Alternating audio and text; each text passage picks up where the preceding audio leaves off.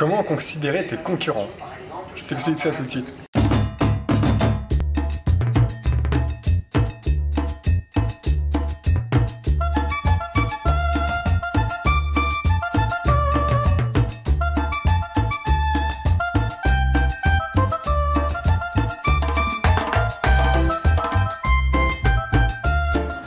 Salut les amis, c'est Baptiste. Alors, ce matin je participais à un webinaire, c'est-à-dire un événement sur internet.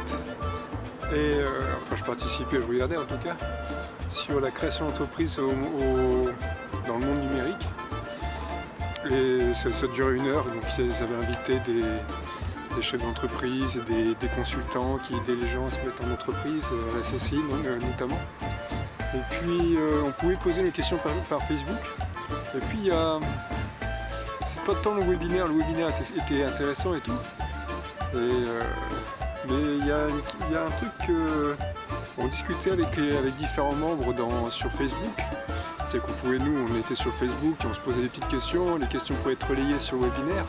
Et puis il y a un moment, il y a un membre sur Facebook, on discutait un peu, et qui dit que les concurrents, il faut faire toujours très attention aux concurrents parce qu'on est toujours sur la lame du rasoir, soit ils nous passent devant, etc.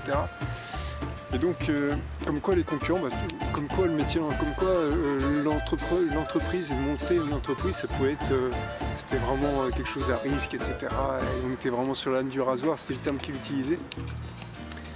Et je trouve ça un peu dur en fait de dire ça.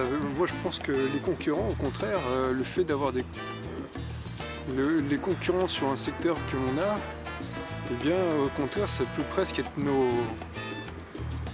meilleurs indicateurs, quoi. C'est presque indispensable d'avoir des concurrents en fait, pratiquement. C'est que quand on n'a pas de concurrence sur une niche, en général, c'est que la niche, s'il y a un domaine où il n'y a pas de concurrence, c'est-à-dire que le domaine en question, les gens n'ont pas besoin de ce domaine-là, quoi. Donc s'il n'y a pas d'activité sur un domaine, donc si notamment on n'a pas de concurrent, c'est un indicateur que déjà le domaine sur lequel on est n'est pas forcément le meilleur. Et puis aussi que le fait d'avoir des concurrences, en général, ça peut presque être nos meilleurs amis, hein. C'est-à-dire que les concurrents, en général, eux, ils testent des choses, ils regardent de leur côté, ils essaient des choses. Nous, on peut regarder un petit peu ce qu'ils font eux. Et si on voit qu'ils, par exemple, ils se sont un peu, je sais pas, s'ils font les choses et qu'on voit que ça marche pas, on peut prendre exemple un petit peu sur eux. On peut dire, bon, là, apparemment, ça n'a pas trop marché, cette affaire-là, on peut essayer autre chose. Donc, au contraire, moi, je trouve que les concurrences sont quelque chose qui est vraiment bon à prendre, hein. Il ne faut pas avoir peur de ses concurrents.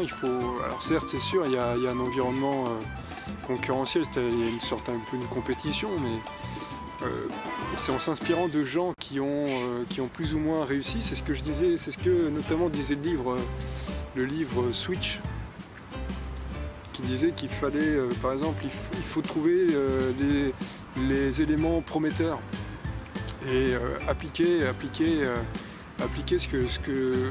généraliser dans son domaine ce que les éléments prometteurs ont essayé à mettre en place. Et moi je trouve ça pas mal. Donc en général les concurrents ils essaient quelque chose, puis vous aussi vous êtes aussi concurrent, toi aussi tu es le concurrent de quelqu'un d'autre en fait. Donc le concurrent il te regarde, il te regarde un peu du coin de l'œil pour voir un peu ce que tu fais ou ce que tu fais pas, ce qui marche chez toi ou ce qui marche pas chez toi.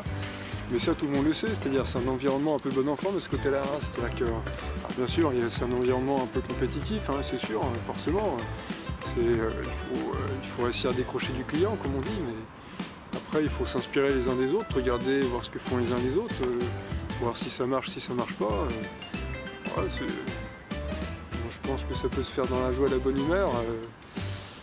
Il ne faut pas non plus être naïf, mais bon, ça peut se faire bien comme il faut en fait. Donc voilà, après, donc voilà, c'était la petite pensée du jour.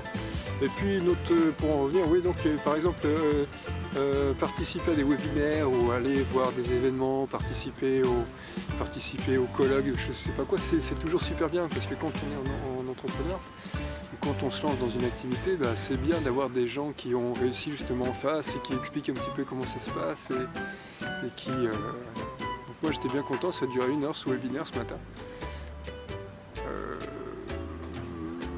Ça s'intitulait webinaire, c'était quoi? C'était Bah oui, comment monter son entreprise à l'heure du numérique. Alors on n'a pas énormément parlé de choses au numérique, et c'était vraiment généraliste, hein, quel statut choisir, etc.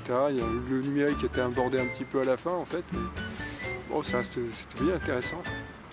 Ah voilà, bah écoute, si t'as aimé, tu peux mettre un pouce, si t'as pas aimé, tu peux pas mettre de pouce, si tu veux t'abonner, tu peux t'abonner, tu peux me suivre sur Facebook si tu veux, et puis on se retrouve dans une prochaine vidéo.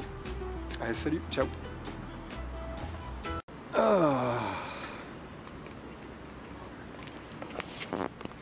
La belle vie.